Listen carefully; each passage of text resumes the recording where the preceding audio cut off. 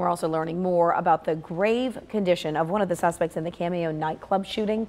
Deondre Davis has been in critical condition since that shooting, March 26th. And 9 on Your Side spoke with Davis's attorney. Allie Kramer joins us live now at UC Medical Center with the latest. Allie.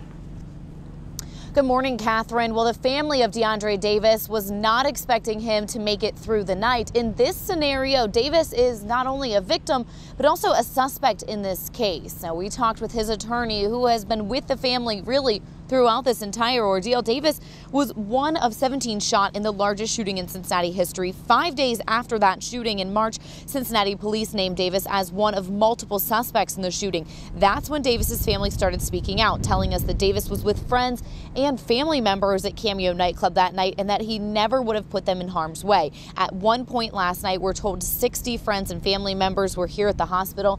They go in just 2 at a time to visit with Davis, but attorney Carl Lewis says that Davis's organs are not functioning on their own and that he is still unresponsive. We're told the family is right now focused on praying, saying their goodbyes, and of course still trying to clear his name.